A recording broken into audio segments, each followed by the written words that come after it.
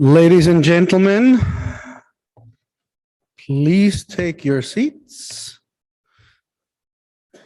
My name is Christian Köberl. I'm the chair of the Austrian IIASA committee and also a member of the Austrian Academy of Sciences, which is one of the reasons why we have this lecture today in this wonderful hall, the main festive hall of our Austrian Academy of Sciences.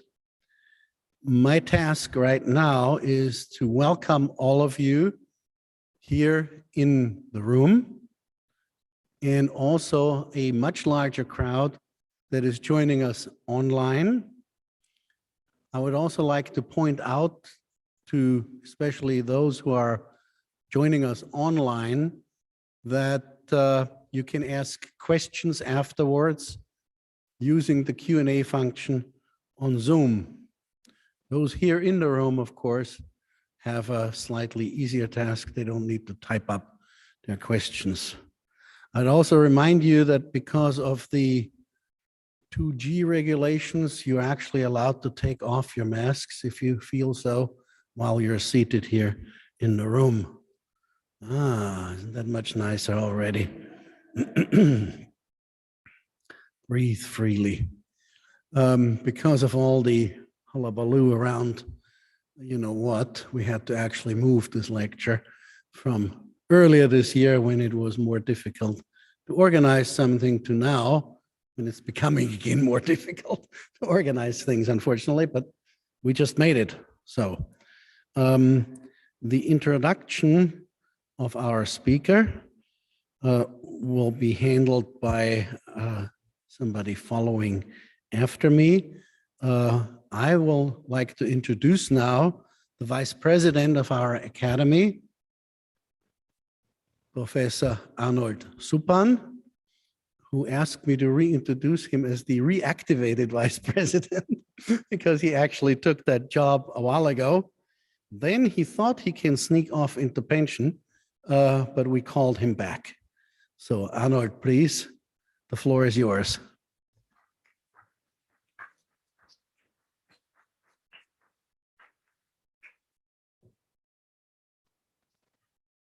Thank you, Christian.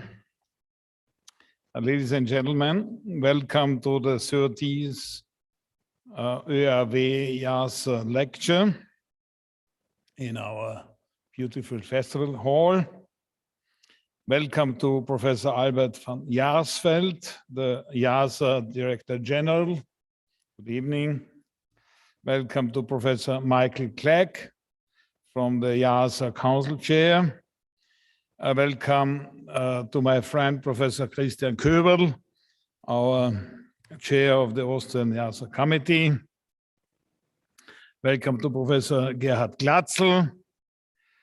And a special welcome to Professor Eric Lambin, or Eric Lambin, today's speaker, acting as professor at the University of Louvain and of the Stanford University.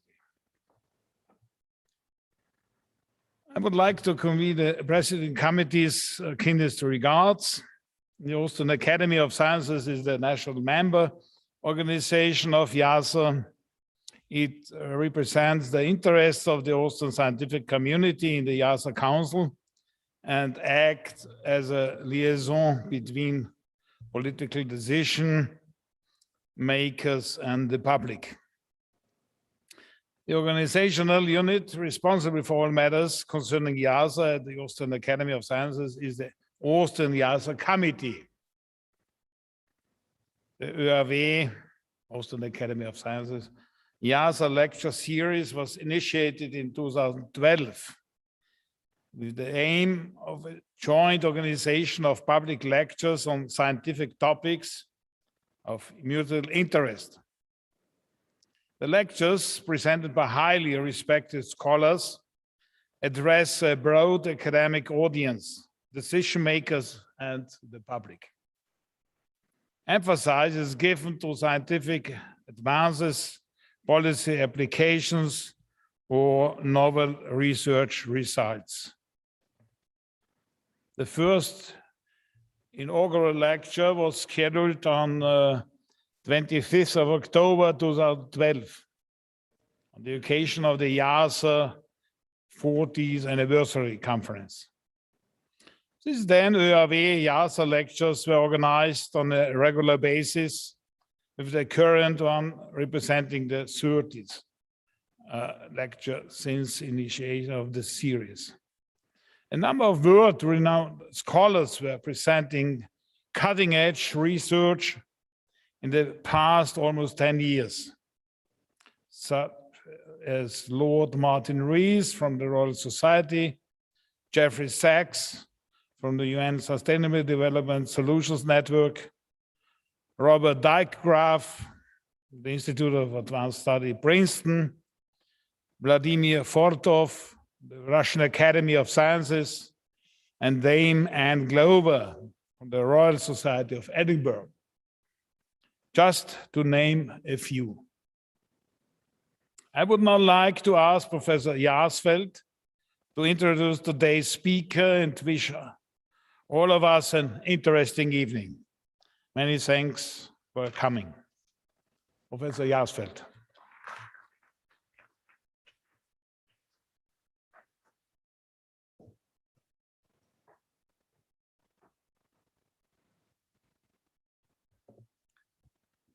Thank you, everybody, and thank you for this wonderful occasion. I'd like to take this opportunity also to thank our gracious hosts, the Austrian Academy of Sciences, for hosting this 13th lecture, a very important event in our calendar. And also thank you to Professor Supan for welcoming us here to this wonderful lecture hall. And everybody online, hopefully next time you can come and join us at this wonderful venue. I'd like to recognize also Professor Kubel. Thank you, Vice Chair of our IIASA Committee of the Academy. And I'd like to just mention, first of all, Professor Mike Clegg that's joined us as Chair of the IIASA Council, and all the council members that have joined us as well. There are a couple of them sitting in the audience here. It's wonderful to have you with us this evening. And we also have two mystery guests or honorary guests for this evening, which will unfold as the program progresses. So we will get to them a little bit later in proceedings. But I think the person of the moment, of course, is our person that's going to be giving us this wonderful lecture. Eric, nice to have you here, Professor Eric Lambin. As you heard, there's been a long birth to this lecture, and we're all delighted to have you here, and thank you for taking the time to come and visit us. Eric, of course, is a world-renowned ecologist, for those of you that have not come across his work, but I guess that's why you're here, is to come and listen to him and what he's got to share with us. So we're all looking forward to the wonderful lecture, and from my side, just also a very warm welcome to all of you, and let's enjoy the evening together. Eric, I'm going to just hand the floor over to you, and then we'll celebrate afterwards. Thank you.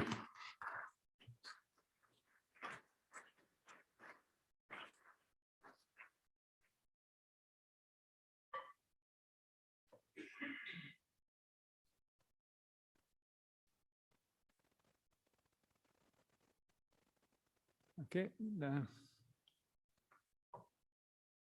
Okay, perfect.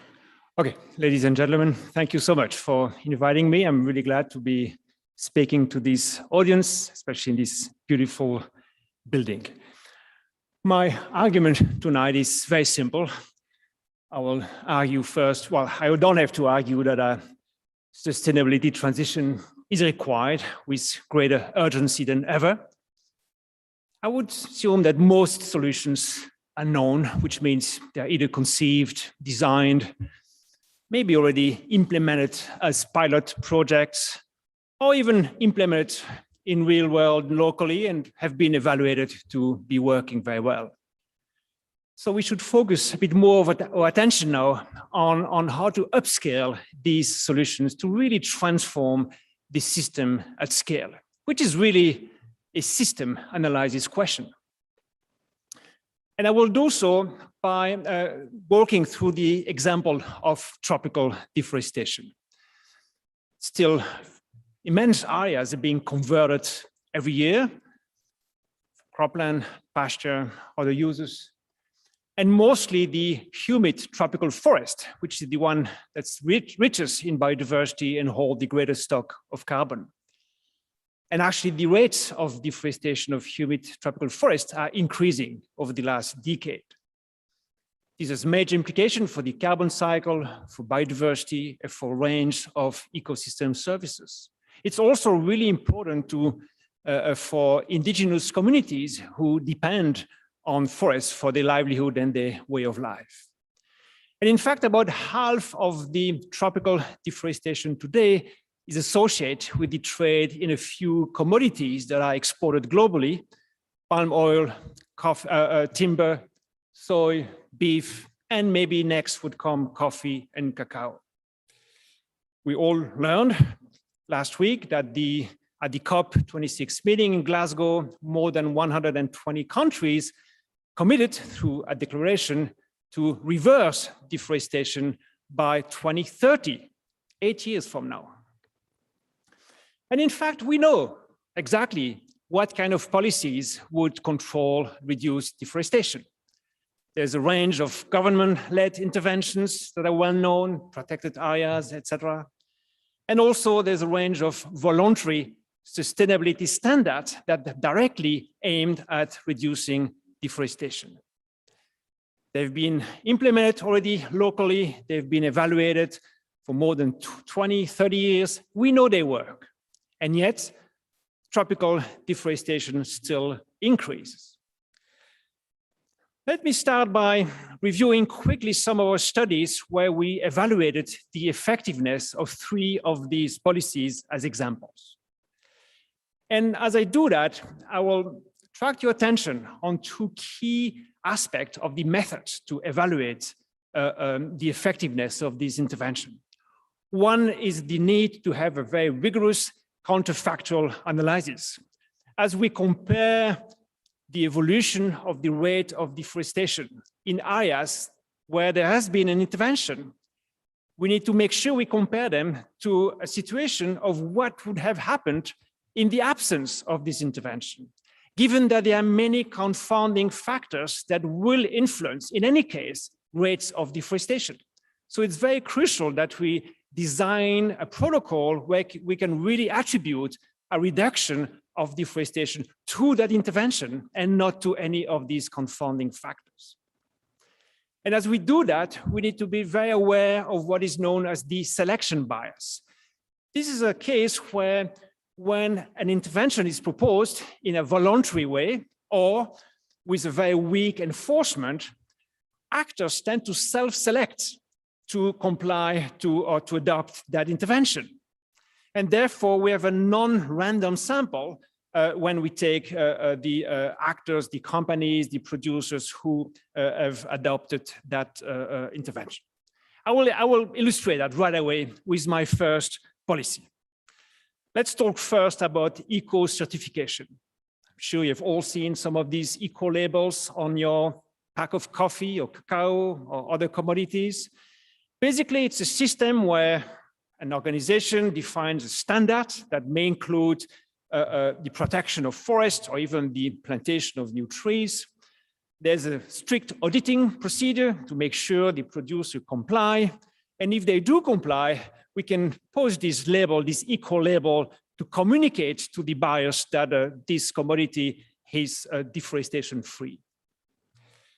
We evaluated the effectiveness of one of these eco-certification systems for coffee here. It was the Rainforest Alliance, this little frog that you're seeing on some of your coffee pack in Colombia, in one province of Colombia, Santander. As we were doing our field work, very quickly we realized that if we were, we selected randomly a large number of farms, and when we were interviewing these farmers, if we would enter in such a farm, very quickly we could guess that that farm would be certified. And if we would go into such a farm here, very quickly we could guess they were not eco-certified. And that's exactly the selection bias I was mentioning. The first farm here, you see it's very clean. Probably the farmer is pretty educated, is already quite sensitive to sustainability values, probably is already adopting agroforestry and good practices. So very likely the rate of forest clearing in that farm is pretty low, even before he or she adopts eco-certification. While this other farm probably is much less aware of the issues of sustainability, and a priori who would find a higher rate of deforestation. So if you would simply compare deforestation between certified and non-certified, would probably capture a lower rate of deforestation in the certified farm, but not because they are certified, but because a priori they had this attribute that is associated with a lower rate of deforestation. In order to control for this selection bias, what we did a sample that's based on what we call pair matching. So every little dot here is a farm that we sampled in this study, and we looked for farms that were very similar. First, they were neighbors. That means same market access, same slope, same soil, same climate. And also we made sure they had the same farm size and they were similar based on other attributes, except that one was certified and the other one was not certified. So with this sampling, we were controlling for all these confounding factors, except for the fact that they were certified or not certified. So you see all these little pairs of points here. As we're serving this farm, we're taking the GPS coordinates so we can locate them exactly on satellite images. And we have time series of satellite images, which allows us to measure the tree cover and tree cover change over time in these farms. By doing that, what we found first is that actually all of these farms, whether they are certified or not, have some increase in forest cover, because there were national policies promoting reforestation in these landscapes. But the farms that were eco-certified in green here had much, much more reforestation than the farms that were not eco-certified in blue here. So the simple fact of eco-certification increased reforestation by a factor more than 2. Why is that? Well, because the standard requires them to plant trees on steep slopes, along rivers, and to practice coffee production in an agroforestry system where you maintain a tree cover over your coffee plants. So very effective in this case, very effective system, very cheap also, because all it costs is the few cents you pay as a price premium on your coffee when it carries that eco label. Second example, in another case, private companies who are buying these commodities from a range of producers will promote the adoption of sustainable practices among their supply chain. And they would not necessarily use eco-certification as a medium to do that. In order to study the effectiveness of these companies' commitment to sustainable land use, we need to access the data on suppliers from these companies. And very, very few of them would give us access to their data. But in some cases, we found some companies who accepted to do that, to share all these data. This is one case here, Woolworth, that Albert will know, a very famous retailer, high-end retailer in South Africa. That company launched a program known as Farming for the Future, where they worked closely with all the suppliers of fruits, vegetables, and other commodities. And every year, they were sending some advisors to help these farmers to improve the farm practices. And they were also doing some annual audits on the rate of adoption of these practices. They've been doing that for many years. Not all farms were recruited on the first year. So every year, new farms were coming into the program. And they gave us access to all the audit data, more than 150 audits. We knew exactly when they entered the program. So here we had a panel data set. So every year we know they were in the program or outside the program. They joined the next year, how these practices changed over time. Plus, we sample ourselves a few farms as a control group. That means farms that were never accepted in the program.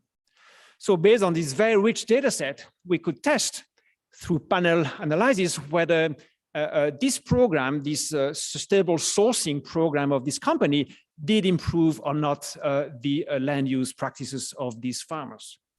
And what we find is that in most cases it did, when these dots here are right from the zero line, like this. Here, the zero line, the dotted line, that means there's a positive impact, positive adoption among the farmers in the program. So you see that for all these practices that are a legal requirement, there's major improvement by joining the program.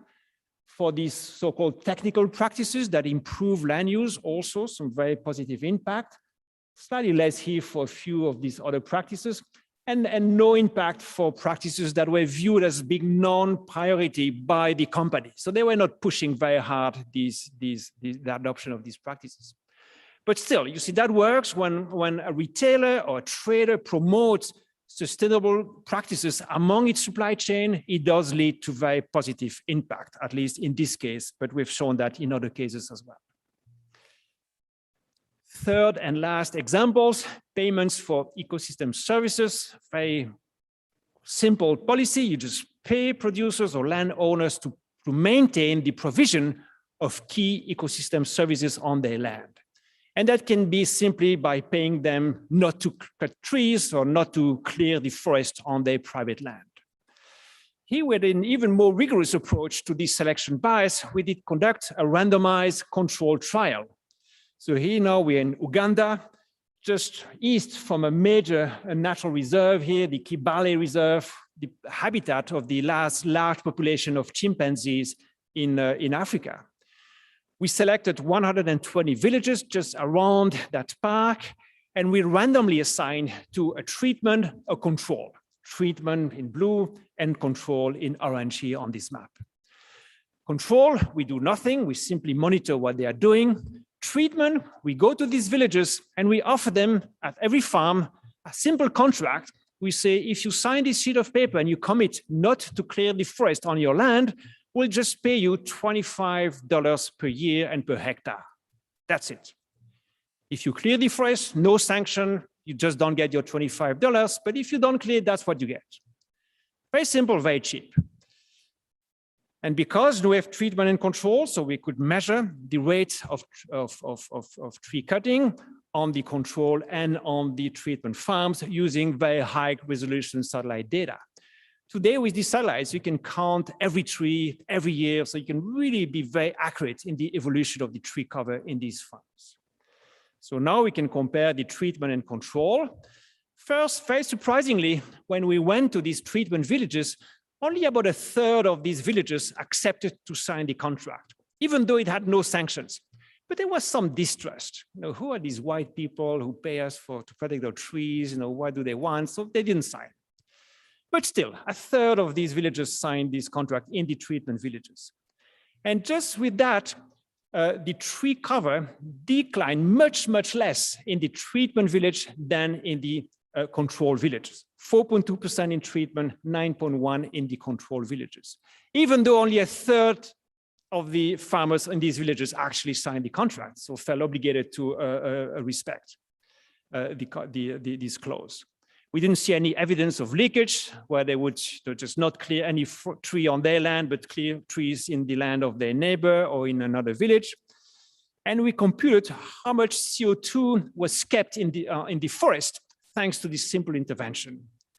And knowing the social cost of carbon, we could estimate that actually the benefit in terms of carbon sequestration in that landscape was 2.4 times larger than the cost of the intervention. $25 per hectare per year is really nothing. Much, much cheaper also to preserve carbon in the ground than subsidizing solar panels or other costly interventions as we do elsewhere. I'm not saying we should not do the other one, but this is just cheaper. So you see, this works. This works, and this has been done for several years already, if not a couple of decades. However, these are small solution. I call them small solution because it's just one intervention, in one sector. They tend to stay small. If we look at the first intervention I mentioned, eco-certification, the market share of all these eco-certified products is anywhere between 2 to 20% of the coffee being produced globally under some eco-certification scheme. And only a quarter of what's being eco-certified for coffee is being sold as eco-certified coffee. So there's not even enough market for these eco-certified products. And we see, this eco-certification program, they tend to rise and then they plateau, they reach a plateau at around 20%. It's really hard to break beyond that. Payment for ecosystem services, yes, there's something like 500 programs globally, maybe one or two national scale in Costa Rica and China, and all the rest is just a very small watershed here and there, so very little impact. And yet it's cheap, it works, it protects the forest.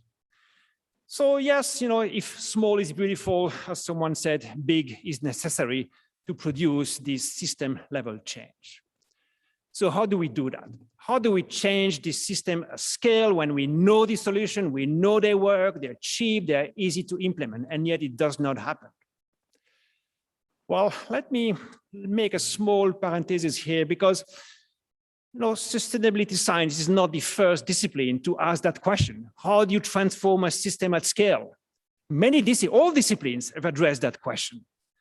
Let me quickly review some of the insights from these other disciplines, starting from the simplest to the most sophisticated approach. In organizational change, a lot of work, of course, huge amount of work on how do you change an organization, a company, and an administration. And usually this is viewed as a sequence of steps. And you cannot move to the next step before you've really achieved the first one. First, you need to establish a sense of urgency. You need to create a coalition of actors who will be driving the change. You need to develop the change vision, etc., etc. A very sequential approach to producing change in a complex organization. In the field of innovation and new technologies, since the 60s, the diffusion, the penetration of a new technology into a market is modeled using a logistic curve, where initially, it started very slowly with the innovators, the early adopters, then it accelerates, and then again, you reach this plateau. It's very hard to reach the most conservative actors. This has proven a very, very powerful model for most innovations. In ecology, a slightly more sophisticated version of this logistic curve has been developed actually by Buzz Holling, who's, I understand, a former director of IIASA. He developed this adaptive cycle where you have this cycle of creation, incremental change here along the front loop here, slow change here, and then the system collapse, and then you have a much deeper reorganization of the system in this back loop here, where all the resources, all the capital from the former system are being reorganized in a different way to produce a new system. So you both have the kind of the slow incremental change and the more dramatic change that we need, here to create a new, more efficient system.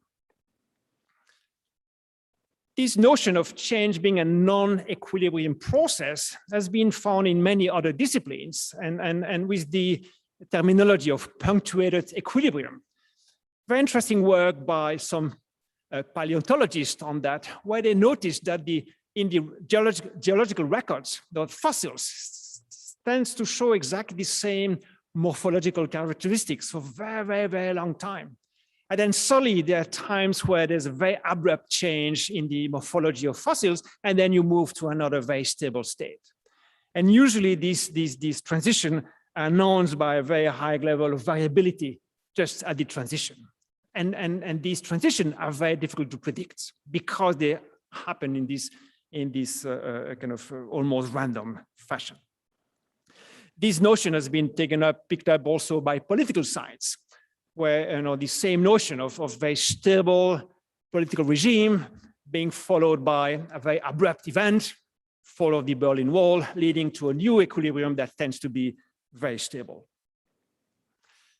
In political science also, some work has tried to understand what are the conditions for this change to occur.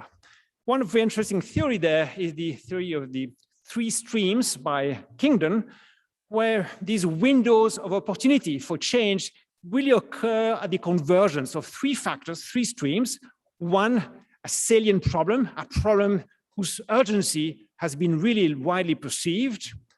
Second, you need an available solution. You need to know how to solve that problem. It needs to be there on the books. And then you need that political opening. You need that little event, a change in regime, an election, a new leader, a crisis that leads to this window of opportunity where you have a small window for change, and after you're locked into a new system. And finally, probably the most sophisticated representation of this socio-technical transition is described by Gales and his team as a multi-level process, where first you have the level of the niche innovation, this very kind of revolutionary design of new solutions in rather sheltered niche where they are protected from the competition. And once they are very well designed, they have the potential to really change completely a socio-technical system, a regime. But these systems have a lot of force to maintain the status quo. So you really need a change at the third level, the broader landscape, a big change in the demography, in the economic system, a major crisis, to create these windows of opportunities here for the niche innovation to insert themselves into an existing socio-technical regime. One dimension that has not been emphasized sufficiently, in my view, is also the view of change as a multi-actor process. In any system, you'll always find these very progressive actors here, always keen to work for the common good, always keen to be the first one to adopt new practices, all the way to these laggards who are always behind and very conservative and looking for the short-term private gains in the short term. And the problem is that each of these actors does need a very different type of intervention to change their practice. If you propose a voluntary intervention, such as eco-certification or such a payment for ecosystem services, where you decide whether you opt in or not, then basically what you do, you provide incentives for the most progressive actors only, which were, by the way, the ones whose practice were already the best to start with. So you have very little gain because you just reward the best in the class. And all the ones stay behind, and the ones who stay behind are probably the ones with the greatest negative impact on your system. So what we really need is multiple interventions that will activate all these actors along these gradients with multiple intervention. You need probably some government intervention to raise the floor for everyone, just to create this level playing field. You need some system where you emulate from the most progressive to the other actors, just show the way. You need some naming and shaming, you need the stick and the carrots. And definitely you need incentives for these actors to move on. That leads to a very important concept, which is the concept of policy mix. Policy mix, as the name suggests, multiple interventions that are complementary, but also that create some synergies to move the system. Back to deforestation, we studied the policy mix in Colombia, looking at all the policies that were aimed at reducing deforestation in the country. We find 64 of them, 64 policies just aimed at deforestation of very different nature. In green there, you have all the public policies, government policies. In orange, you have all the funding via the REDD+ mechanism, reducing emission from deforestation degradation. In blue, you have all the supply chain intervention, the private sector, as the example I've shown with Woolworth there in South Africa. And you also see that these different instruments are organized at different levels. They are associated with actors at the global scale, at the national scale, or at the subnational or local scale. So this is really the map of what we call a polycentric governance system, multiple centers of governance that are formally independent, that are not fully coordinated, and yet together they act to change a system to solve a wicked problem such as tropical deforestation. Moreover, we detect some very clear policy sequencing in these various interventions. we saw that in 3 countries here that each succeeded in reducing deforestation. On top, you have Costa Rica, it's hidden by the bar here, the Brazilian Amazon, Colombia. In their recent history, each of these countries had a phase where they dramatically reduced deforestation. It was not long lasting in most of them, except for Costa Rica, but still we studied that period. And always you see that you start in green here with the public policies. First, the disincentive, the command and control intervention with a threat of sanction. Then you bring the incentives to motivate the actors to comply better to this regulation. Then you create a series of enabling conditions, monitoring, property rights, etc., to facilitate adoption of this intervention. Then a bit later comes the funding, the international funding, because these countries, have had success, so they are being rewarded by the International Organization for the Reduction in Deforestation. And only at the end, you find the supply chain initiative, the private actors who start to have these sustainable sourcing commitments in these countries to accelerate. So yes, you have this polycentric system. Yes, you have this policy mix, but with a clear sequence, a clear organization. If the state is not there to create all what's on the green here, it's very unlikely that this country will attract international funding and will attract some supply chain initiative by major traders or retailers in the world, the ones that trade these few commodities that I mentioned, palm oil, soy, beef, timber, etc. If you get it right, you can manage a national scale forest transition. What we have here is the forest cover in percent of the country. So from 100% of your country under forest cover to 0%. Here we have time. Here we cover almost a century for Costa Rica.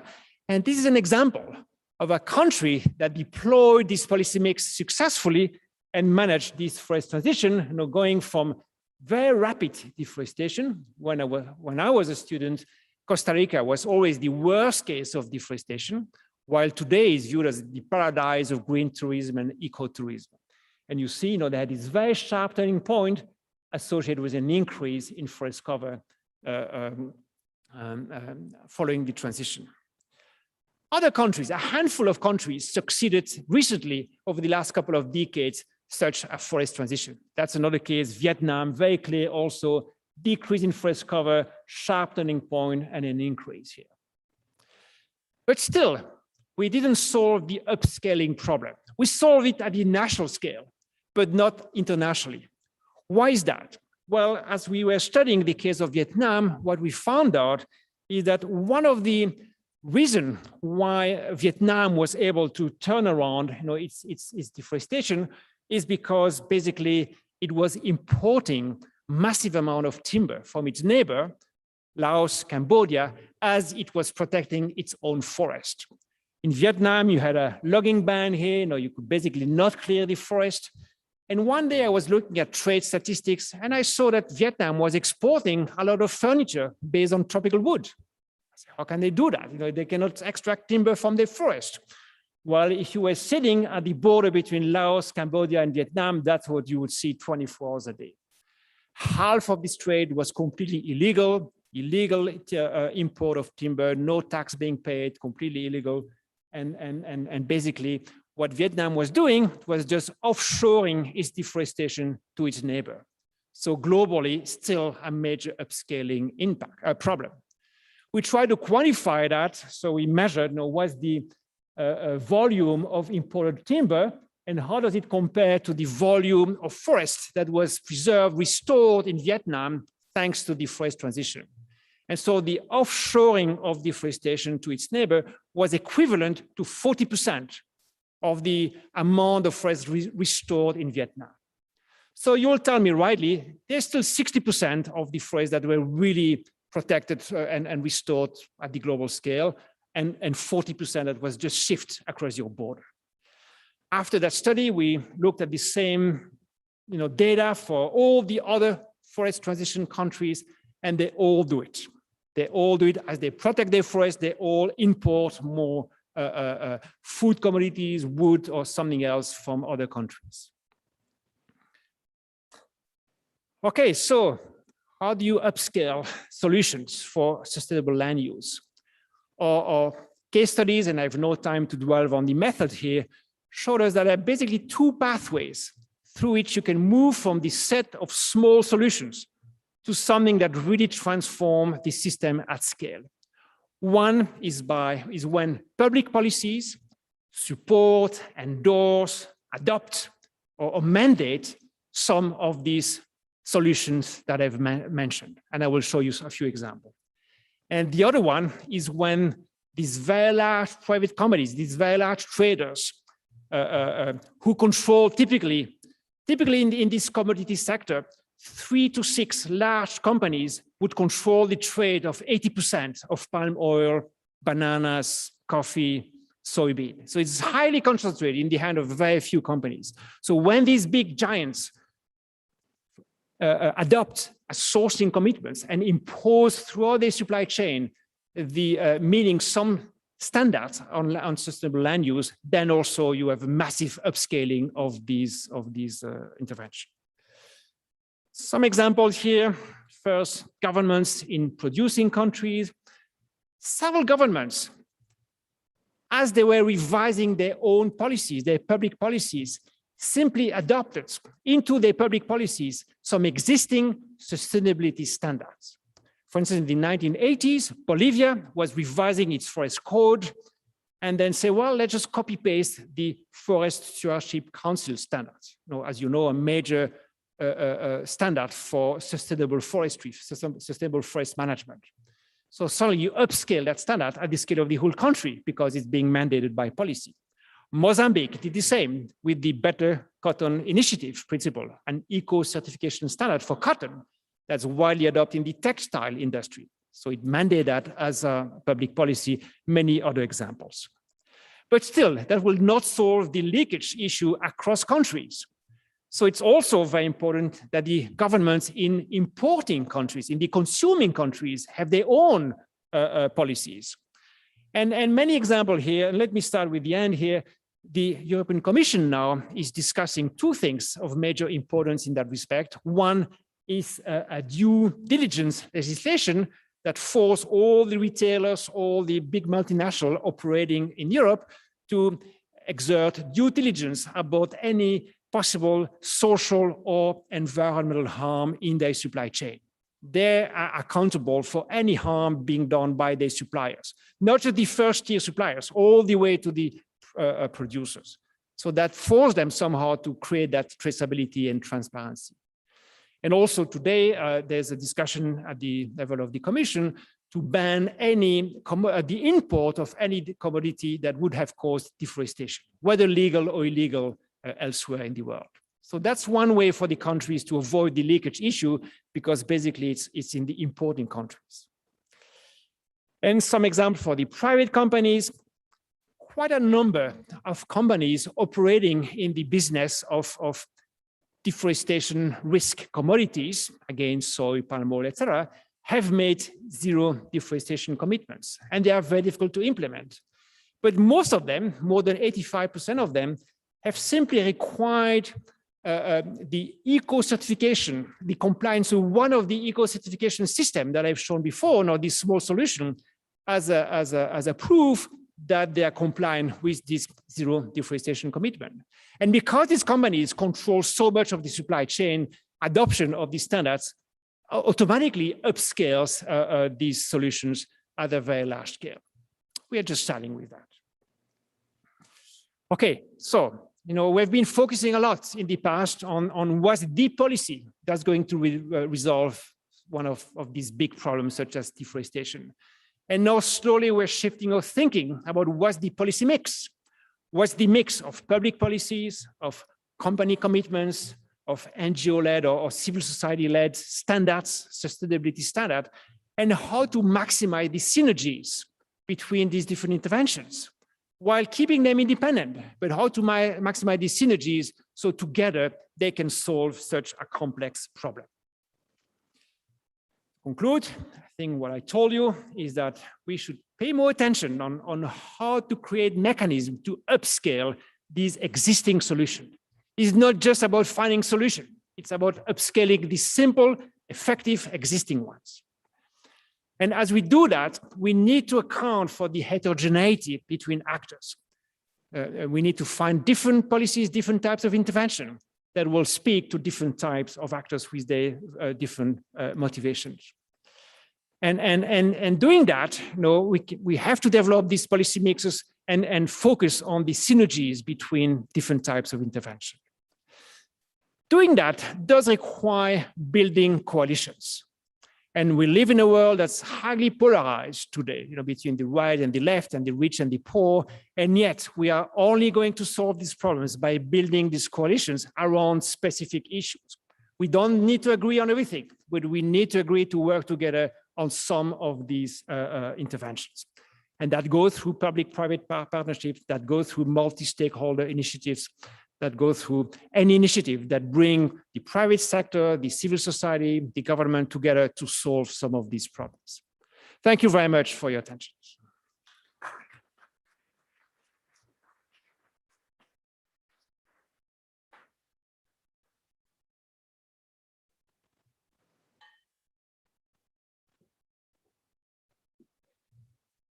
Thank you very much for this very interesting presentation. We now have time, probably about 10, 15 minutes for discussion. I noticed some of the incentives that you listed could be applied to getting people to get their vaccines as well. Now, we have the possibility to have questions here, and I'd actually like to start with some questions in the room. Okay, please wait for the microphone so people online can hear you as well. And then one more, and then maybe I'll take a question from online. So please. Thank you, Eric, for the great presentation. I really enjoyed it, in particular, your framing of the need to have synergies among the portfolio of policies to achieve the diffusion. My question would be what you started with, that we only have 8 years to stop deforestation. And I presume that would call also for some disruptive change, not just incremental. Could you comment on that? How do you see that? I mean, do you even think that it's possible? I hope it is, but that's the question. Well, I hope as well, but I'm afraid, having worked on that issue for 30 years, I fell almost on the floor when I read that, 8 years from now, come on, such a complex problem. There was a very, very similar declaration in 2014, known as the New York Declaration on Forest, where 58 countries signed up to that, hundreds of companies, NGOs, and they claimed they would halve deforestation by 2020 and reverse deforestation by 2030. Between 2014, when they signed, and 2020, tropical deforestation of humid tropical forest increased by 40%. They had committed to halve it by 50%. So 40% is close enough from 50%, but the direction was wrong. The increase rather than decreasing. And with no explanation, no excuse, no good reason why it happened. So I'm afraid, it just increased the perception that there's a gap between what's being declared and signed there in Glasgow and what's being done in these countries. The day after, 2 days after that declaration was signed, including by the president of Indonesia, the minister of the environment in Indonesia said no way, it's unfair. We need to continue to clear our forests, etc. And the third day after, the US Secretary of Agriculture said, well, yes, we'll stop deforestation, but in no way it will affect meat consumption in the US. And about 50% of the deforestation in Latin America is associated with cattle ranching. So how we can stop deforestation, reverse it, increase forest cover without changing our consumption of meat and anything, I just don't see how it will happen. Sorry for that. Yes. Okay, I saw another question here. Please wait for the microphone. Thank you very much, sir. I enjoy very much your presentation, but I would like to bring to your attention that being 46 is in UN and being responsible for industry and environment energy. And 2009 in Copenhagen, we presented a study with London University we prepared that the temperature should not be going more than 2.5 should be on 1.5 degree. And we made poster that water goes up, goes over the islands, because at that time, and this is terrible. And the bleaching of corals, nobody speaks about the sea is the biggest loser, because the CO2 is going down in the water and pH of 7 going to 5.5 acidity. Nobody speaks about it. But what happened? 15 years has passed. Nothing has happened. Still, the temperature has gone up. And now we speak again, I hope. And I am very much impressed because of you, that you can follow and see that this happened, because 15 years has been silent. And today in Glasgow, they are speaking the same things which we discussed in Copenhagen. And that is what hurts me, really. And the biggest challenge is that to do, and at that time, they wanted to give to Brazil milliards and this country to keep their forest and not to sell. But that is not happening. And the industry and economy is much more powerful for all the countries than rather to look for the environment. I'm very sorry, but that's my experience. But I am so happy that a personality like you has made such a study, and I hope you follow. And I wish you all the success, and for us, not only you. Thank you. Thank you. Thank you. And I believe the challenge for all of us is to transform this disappointment, if not this rage that you're expressing, into solutions. So rage is not enough. You know, rage has to lead to solutions, and that's really what we try to find, you know, through these studies. Okay. Thank you. Thank you. So I will now take a couple of questions from the online spectators. And I would like to remind those people who are online to use the Q&A function. You can't just raise your hand or anything. You just have to type in your question, which brings me to another point. Please, brief questions and no political statements if possible. So the first question from online is by David Wallace. I'd be very interested to hear comments about the potential for automation to mitigate or even solve some of the problems, especially with new generation of intelligent robots. Okay, I'm sure it has potential, but for the specific case of tropical deforestation, I just have a hard time to see, it may help to automatically collect data on the state of forests. It may help to create more transparency thanks to the trade data, but I would assume that it's not the field where the issue where automation would probably have the greatest potential, but I'm sure there would be other issue where it would have great impact. Yes. Okay, then I have another question here online by Carlos Munoz Brenes. The solutions that you outlined at the beginning of the lecture took a few decades to implement. On the issue of scaling, we only have a few more years to make dramatic change. The questioner is interested in hearing more about ideas for scaling and de-risking the old solutions, and particularly new solutions.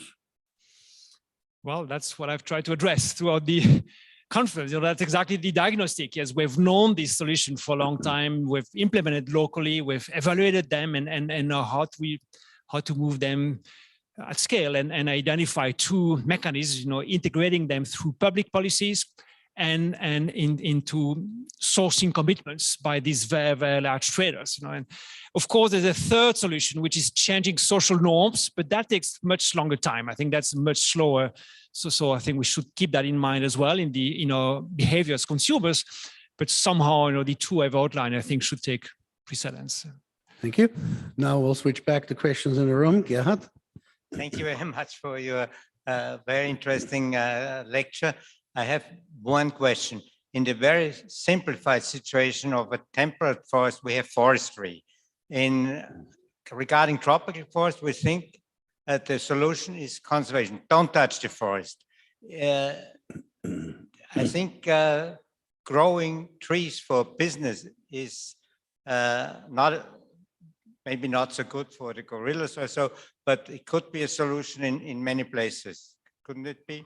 Yeah, so there are two aspects. One is sustainable forest management practices, sustainable logging issue. Typically in a tropical forest, you only have 1 or 2 trees per hectare that really have value.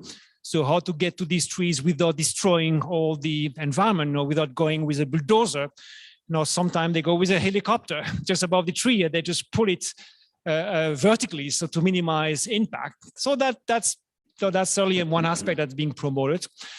Then the second aspect is the tree plantation.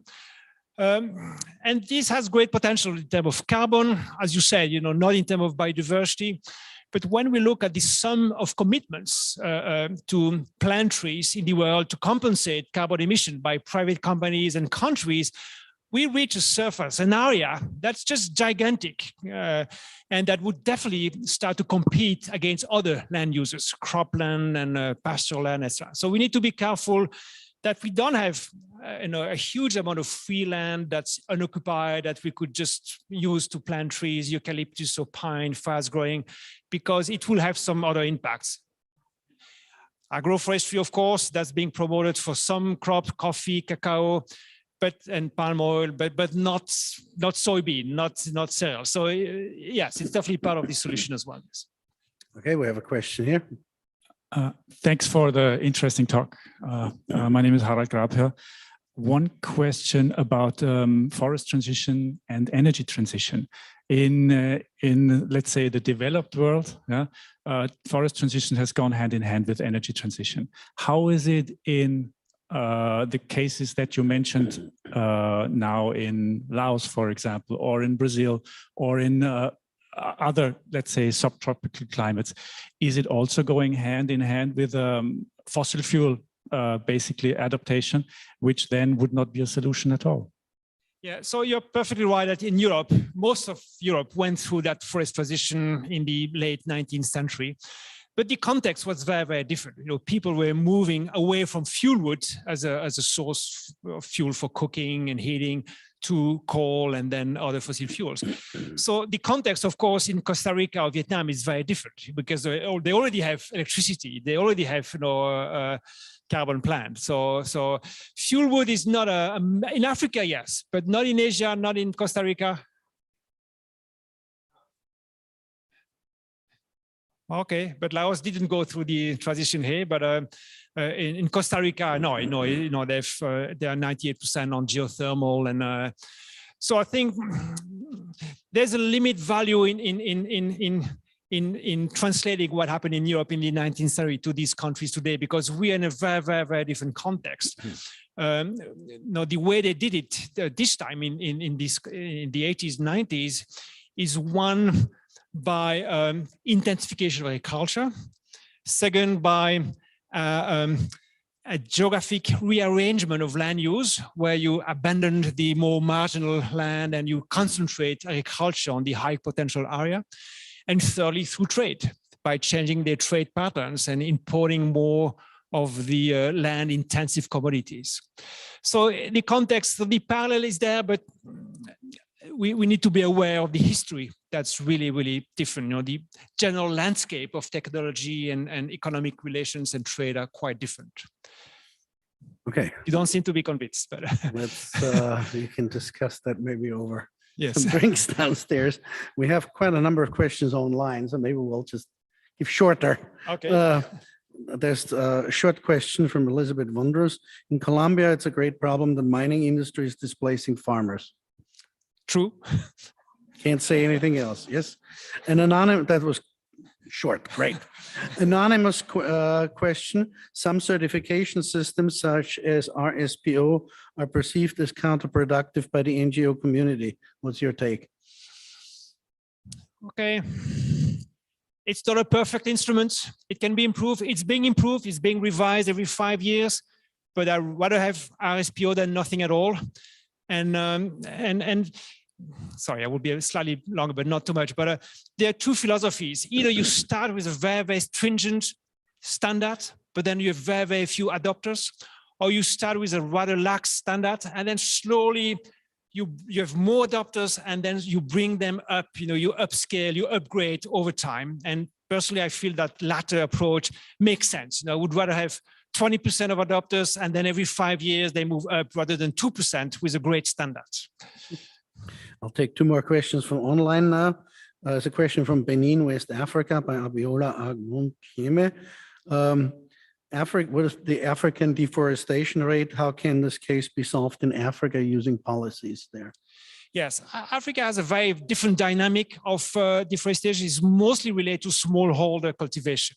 Some timber exploitation, mostly smallholder that are really seeking a living out of the forest. You know, the rate of population growth in Africa is very high. The level of technology is very low. So a lot of the policies I've mentioned here, except for the payment for ecosystem services, would not apply. You know, all the supply chain intervention would have much less impact there. Yes. We have a question from Uno Svedin from the Stockholm Resilience Center. What are the compositions of the public-private companies, NGO injections that in the best way supports a prolonged sustainability transformation? And what are the mixtures that are counter-oriented to such purposes? Great question, and I don't have the answer. You know, the exact mix. There's no magic formula that will work globally, and every country is a very different situation. I've shown data from Costa Rica, very open capitalist economy, Vietnam, a socialist regime, don't even think about the same policy mix in these two contexts. So that's also the challenge is to fine tune the right mix depending on the context. Okay, we switch back to questions here in the room, please. Yeah, thanks. Eric, you mentioned the role also of companies and that they should commit to net zero. But as we know, many companies, they do try to greenwash, and I'm not naming any company here, but we've worked with a company which are officially net zero and are also certified and seen as such by Greenpeace. But in the end, what has happened is that this company wasn't really as green as possible because the supply chain is not fully transparent and open. What role do you see in this kind of need for an open and very data open, transparent supply chain, and how do you think we can get there? Thank you. Yes, and absolutely, it's absolutely essential that to make these companies accountable when they make this commitment, and technology is a great help. You know, the progress in satellite remote sensing, high resolution, the progress in the trade data. You know, there's a database known as Trace where they really identify exactly down to the municipality level where the soybean is coming from, who is trading that soybean, where it's being exported. So the role of smartphone to take a picture of some abuse locally with a GPS coordinate.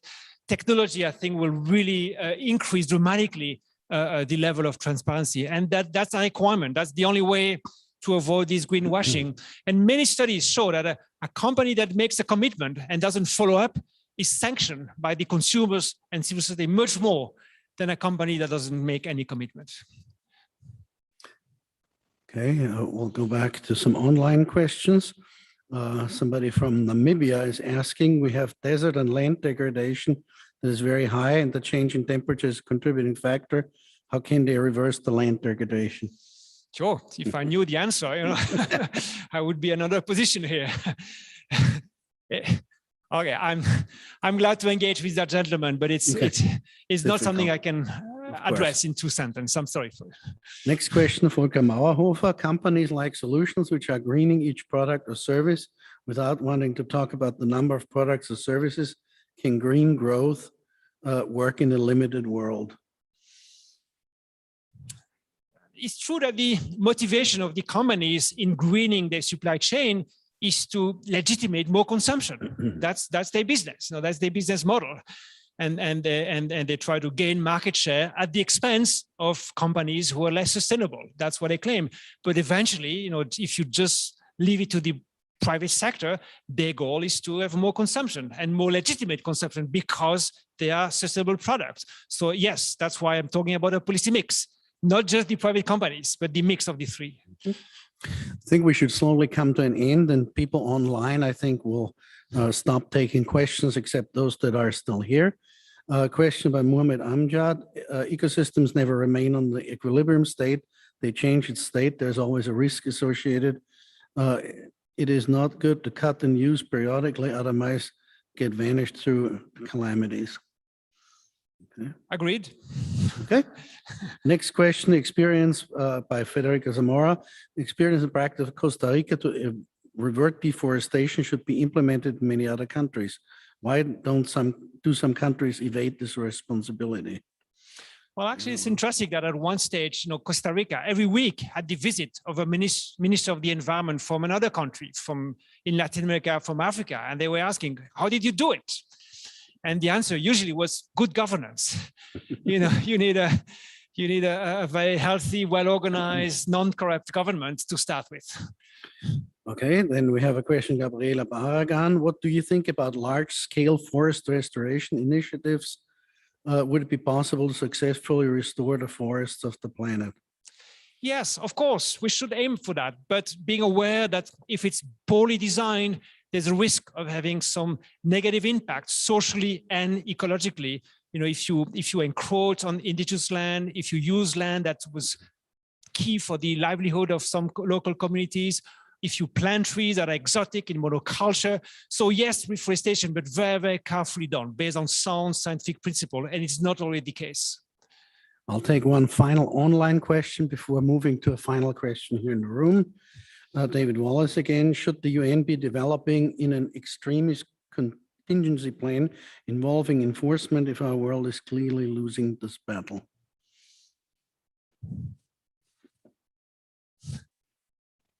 Yes, what can I say? Like forced vaccination, yeah. Yes. It's a difficult question. Yeah, it impossible to answer, I guess. Yeah, exactly. So, in that limited time, it's hard to address these deep questions, yes. I think since we still have a little bit of a program ahead of us, it is fitting that the last question in the room will come from IIASA. Thank you. Thank you very much, Christian. And thank you, Eric, for a really wonderful lecture. Two very short questions. Replace the examples that you gave from logging and timber with beef, and what is it that we can take away from that? And the second is, when you started speaking about biases, and I think one of the biggest biases that we are dealing with is an entitlement bias. And I was just wondering if you had any thoughts on that. Entitlement. Rights. Yeah. Yes. Yes.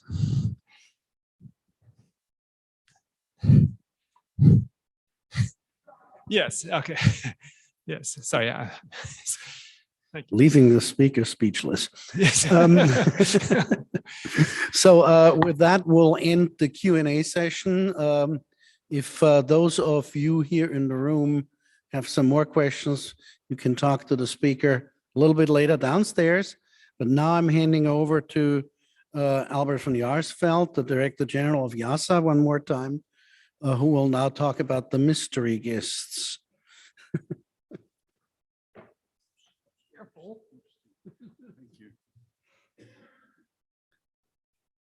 Slippery slope. I'd like to just quickly end off by handing something over to Eric. Eric, thank you so much. From outside.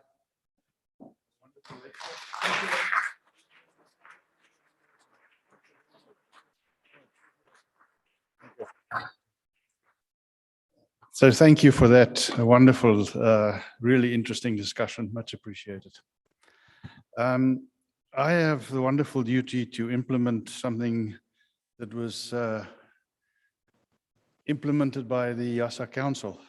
I think it's a very fitting gesture from their side.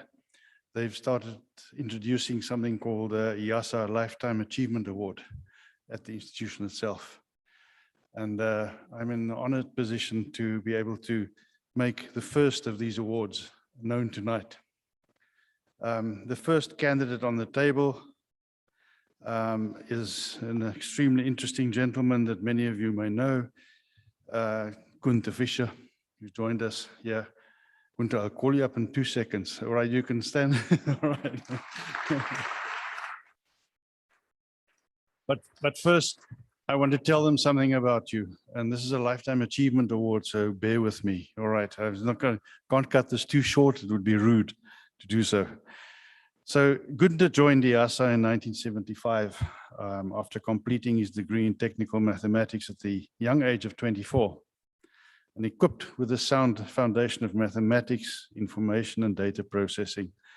He was key in developing the multi-level computer model of World Development System, one of the first computer models of the human system.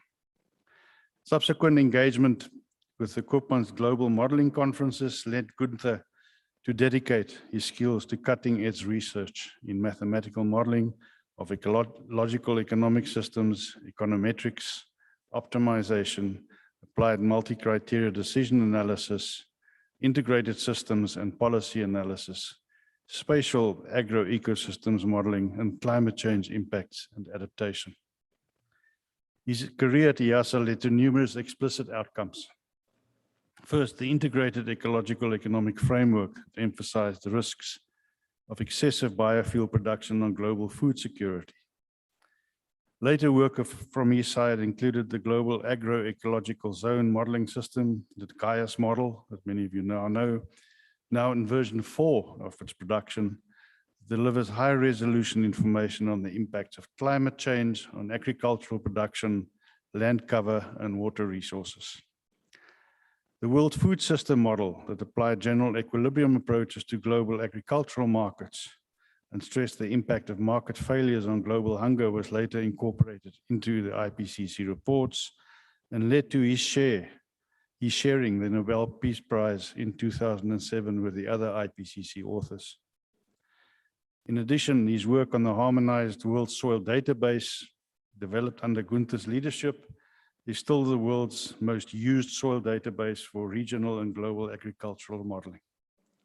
The GAIAS downscaling methodology, in turn, is considered a masterpiece of efficient algorithms as far as the work thus far achieved at IIASA. Gunther was also the main developer of IIASA's land flow model, which is the backbone of an influential study on the impact of EU consumption on deforestation. These products have been applied globally, but also at national scales around the world, and were developed together with numerous partners and collaborators, including global initiatives such as the Center for World Food Studies in the Netherlands, the IGBP, the International Human Dimensions Program. The FAO was a major partner in his life and his career, the Vienna Economic University, and many collaborators from China that eventually fostered Chinese membership of IIASA as an institution.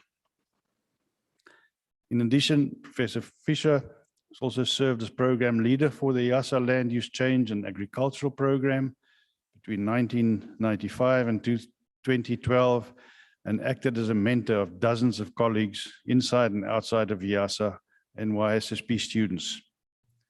Gunther Fischer is presently an emeritus research scholar at the Water Security Research Group in the Biodiversity and Natural Resources Program at IIASA, and has a Scopus H index of 31. It is an extremely great pleasure and honor for me to award, on behalf of IIASA, the IIASA Lifetime Achievement Award to Professor Gunther Fischer.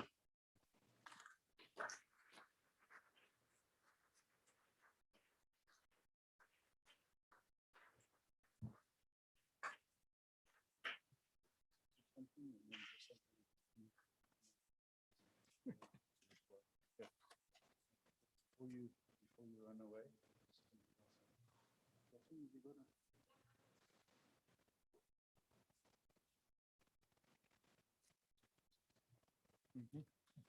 We at IIASA also understand that a journey like this is not something you do by yourself. A journey like this requires a partner in life, and we hope that besides the little mementos that we've handed over to you, you will take this back home and give something to your wife, and from our side as well. Thank you very much. Okay. Thank you. I'll put this down for you at the back there. Okay. I thank you very much, Albert, for giving me the floor. I'm very happy to be here in this interesting lecture that I heard from Eric Lambin. And of course, I feel honored to be part of this ceremony. It has been a very long journey with IIASA, and I have been privileged to work in this international setting. And it's probably the case for most of us. It is a combination of, in my case, good thorough mathematical education, perhaps some research talent, but most of all, some important coincidences that happened in my life. And coincidence number one was when I just came fresh from the university, IIASA was at an infant stage, I would say, and was eager to embrace young, enthusiastic, energetic researchers. And I had some practical experience with mathematical algorithms, with numerical analysis, and what was perhaps an asset at that time with computer programming. And so when I came to IIASA, I was considered as a viable candidate, end of 74, beginning of 75. The first director of IIASA then, Professor Howard Rafer, put me to a task which was an excellent additional education. I was asked to study, document, make available what was a new development at that time, global models. The models, the systems dynamics models of Professor J. Forrester, of Dennis Meadows et al. There was a model, global model established in Germany, in Hanover, the so-called Pestel-Mesarovic model. There was a Latin American group, the Bariloche group, had developed a model. And last not least, which I learned in this series that IIASA organized at that time, the Moira model, a first, I think, agricultural global model based on general equilibrium theory, so very advanced for the computing capabilities at that time. And the second coincidence, perhaps not such a nice one, was that the mid-70s saw, on one hand, the first oil shock, and secondly, around the same time, some devastating droughts in South Asia. India was affected very much at that time. And so the Council of IIASA decided to establish a food and agricultural program. And that's why, despite of mathematics, at the beginning, I ended up applying the mathematics within studying the global food system, resources available for agricultural purposes, etc. I was invited to participate in this new program and building a global food and agricultural models. And such models are extremely data hungry, as every model builder will probably know. And that established quite naturally at that time close contacts to the Food and Agriculture, UN Food and Agriculture Organization. On the other hand, FAO was at the infant stage of geographical information systems, looking for methodological support in applying their new databases and spatial databases in resource appraisals, at least for developing countries. It was not global study at that time, but for developing countries, which was then known later on as the agroecological zoning methodology that was applied globally, regionally, and in many countries. By the mid of the 1980s, I was then deeply entrenched in the modeling of agricultural systems. IIASA had a thoroughly tested and for that time very powerful global food system model. And a new additional challenge appeared, namely climate change.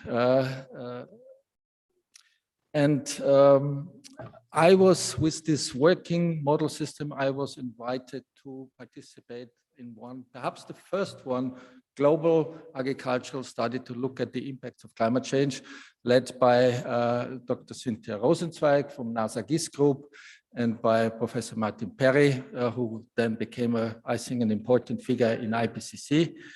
And we did many scenario analysis. And I think the saddening news at that time was what I think was still on the table last week at COP26, that the most severe impacts are going to be felt by those who have probably contributed least to the warming, the global warming. And still, I think today, after 30 years or more, 30 years about of debate, like deforestation, we find out that the solutions have not been found. Countries have still not been helped in a sufficient way to deal with the adaptation and mitigation problems that we are all facing.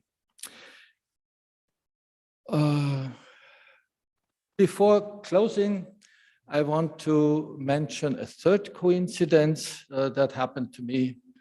Both the collaboration with FAO as also the international look effort, where we cost our ways about 20 years ago, I believe, led to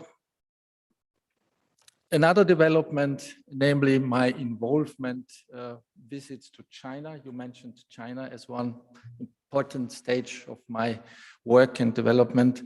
And I have been visiting China since the early 1990s, and starting from Lester Brown's Who Will Feed China? We very soon started working with Chinese scientists, Chinese data, to find out that, of course, China in principle can feed the people. The question then became a question of who will feed China's animals, livestock. But I think Chinese system has developed so quickly and so tremendously that I have good hope that the Chinese, despite some problems, can master their future with technological improvements and with discipline and other aspects, I think. And I think, have to mention that also when China joined IIASA in, I believe, 2002, I was more than happy to focus my research on scenario outlook studies for agriculture and food security in China, which is an extremely satisfying activity, has been an extremely satisfying activity in pre-COVID times. And it allowed me to work with numerous Chinese participants in IIASA's very successful young scientist summer program over the years. I think there are too many people to name, which I have to be indebted and grateful to, who have collaborated in good times and have supported me also in difficult episodes, which inevitably come probably in everybody's life. As mentioned, I am grateful to a large number of hardworking YCSP participants that I could supervise, and to numerous scientists in IIASA and those collaborating in IIASA's extensive scientific networks. Last but not least, and you said it already, I would not have had the same endurance, dedication, and satisfaction without a loving family. I have a wife and 3 children spread over the world by now, who tolerated, especially the early days of IIASA, that I was spending, I think, a number of times in what was called at that time the terminal room, where we were holding hands with the mainframe of IIASA at that time, and hoping that this machine would spit out some results. But what I think made life at that time really wonderful, that in the early dawn we saw deer passing by outside, and then it was time to go home and have a breakfast. So thank you very much to all of you. Exposed, I can say it was a wonderful experience, really, and I sincerely hope that I was able here and there to see it through my research activities, a positive and beneficial development, especially for those who need it most. So thank you very much.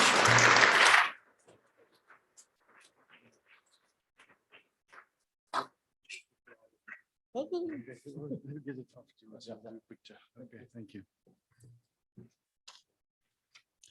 Thank you, Gunther. I'd like to move on to our second recipient for this year, Nebojša Nakasenovic, known as Naki to everybody and around the world.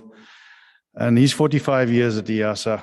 Nebojša Nakasenovic has dedicated his career to establishing the Institute as one of the leading science research institutions in the world.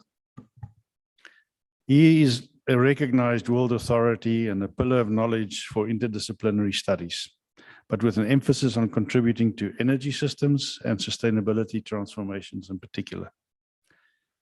Professor Nakasinovic joined IIASA in 1973 as a research assistant in the energy program. And since then, he has provided enormous service to IIASA in terms of both scientific and institutional leadership. Professor Nakasinovic paved the way for IIASA's successful and visible role within the IPCC, where he served in numerous capacities during the first to the fifth assessment reports and was coordinating lead author of the special report on emission scenarios that designed a set of emission scenarios still widely used today, as well as the representative concentration pathways and the shared socioeconomic pathways as integrating elements of the IPCC's work. He also, of course, shared in the 2007 Nobel Peace Prize with the other IPCC authors. Naki established and led the Global Energy Assessment, a flagship activity of the Institute between 2006 and 2012. Its findings directly shaped the Sustainable Development Goal 7 to ensure access to affordable, reliable, sustainable, and modern energy for all. In addition, Naki was project leader of the Austrian Panel on Climate Change Assessment Report in 2014 that provided climate impacts, vulnerability, and mitigation options for the country. He also served as on the German Advisory Council on Global Change from 2008 to 2016. The World in 2050 was established at IIASA in 2017 under the initiative and direction of Professor Nakasinovic. The initiative included 50 institutions from around the world and provided cutting-edge cross-disciplinary science for formulating policies, strategies, and transformative pathways for achieving the Sustainable Development Goals. These contributions testify to Naki's commitment to advancing systems analysis and integrated approaches to addressing some of the most complex global universal problems faced by humanity. His body of publication is vast and varied, and he has an H index of 39 in Scopus. His scientific contributions are recognized and acknowledged in the world over, and is evidenced by the advisory bodies, such as the UN Secretary General's Advisory Board, the German Advisory Council on Global Change, the group of chief scientist advisors to the European Commission, numerous research and private sector institutions, and several prominent editorial boards he still serves on. He also served in several leadership capacities within IIASA itself, including leading the Technology, Economy, and Society program, the Dynamics of Change project, the Environmentally Compatible Energy Strategies project, the Transitions to New Technologies program, and the Energy program. He, of course, was also Deputy Director General of IIASA from 2008 to 2018, and Acting Director General of IIASA at the request of the IIASA Governing Council in 2018. It is my great pleasure and honor to award, on behalf of the IIASA Council, to Naki, the IIASA Lifetime Achievement Award. Naki, absolute pleasure.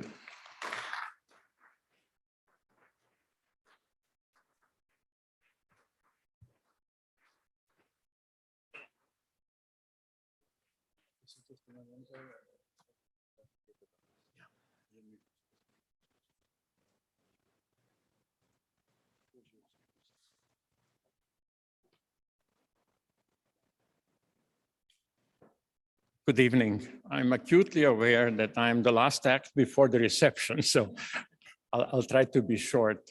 Let me just say first, I remember very well when Günther and I and other colleagues were fighting for the time on the mainframe, what you mentioned, that is, remember that very well. I also remember when Günther arrived at IIASA. So, you know, when I saw that Eric was going to speak tonight on the 15th, I put it on my calendar. I definitely wanted to hear your talk, but I was pleasantly surprised when I heard that I would be getting this award tonight. And the first thought that occurred to my mind is actually, I should give the reward to IIASA because I've been at IIASA, started working August 1973. So that's over 20 years ago. 48 years ago. I mean, it's a lifetime if you think really about it. Basically straight from university all the way to the retirement. So it has been a really great, great privilege to be at IIASA all of these years. I would say that for me, at least, IIASA has been a home institution all along. I had the great pleasure to work at the Research Institute in Karlsruhe and Jülich in Germany, Wright in Japan, just to mention a few places. But also I would like to mention the exceedingly rewarding tenure at the Vienna University of Technology, TU Wien, and before that at TU Graz. But IIASA has been my home, I have to say, and I never dreamt that I would spend so many years at the Institute. I came to visit in August 1973, very briefly, and just to see the single scientist who was on the premises. The Schloss was not restored at that time. The offices were downtown, borrowed by the Atomic Energy Agency to IIASA. And I came to visit, and then I met Howard Reifa, whom I knew from the literature. And then he was one of the warmest people I ever met in my life. And he said, would you like to, or would you have time to provide a little bit of research assistance for a week or two, or perhaps a month? And here we are, almost 50 years later. So I had an incredible pleasure of working with some of the really lead intellectuals, lead scientists in the world over the years. It has been a very, very unique experience. But as I said, I'll be brief. So let me also say that, you know, IIASA is home not only in the terms of research and science, but also personally. And I would like to stress that. I mean, I forged many friendships over the time. I met my wife, Susie Riley, at IIASA. And I'm sure that that was, and I actually know that that was the case for many other colleagues who have been working at IIASA. So it's more than a job. It is more than a job. It has been actually work and life experience together. Many, many friendships that have lasted over, at least for me, and I hope that that is for many of the colleagues who are still at IIASA. So let me just conclude by wishing you all, and especially the Institute, another 50 years of very successful research and big visibility in the world. And if not 50 years, at least to the 2050. That I think is a really important year in the history, and IIASA has contributed a lot for understanding what we need to achieve by 2050. So thank you very much.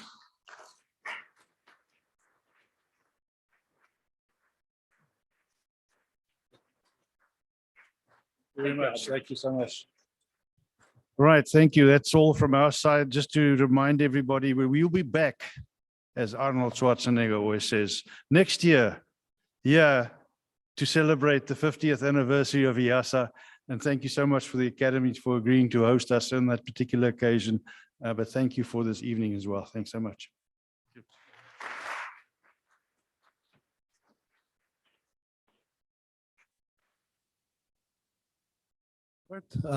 I will just add to the thanks, first of all, by thanking both IIASA and the Academy, and especially here from the IIASA side, Dr. Mary Franklin, and from the ÖAW side, Dr. Victor Bruckmann, for the organization of this evening. Of course, the two stand for a lot more people, but I don't want to take much time here to list them all. Thanks also to the ÖAW Events Department, because as Naki just said, you were almost the last one between the reception and this, so I'm now really the last one. So on the behalf of IIASA, in cooperation with the Austrian Academy of Sciences, we'd like to invite you now to a small reception downstairs, wishing everybody a healthy winter. And we'll be back.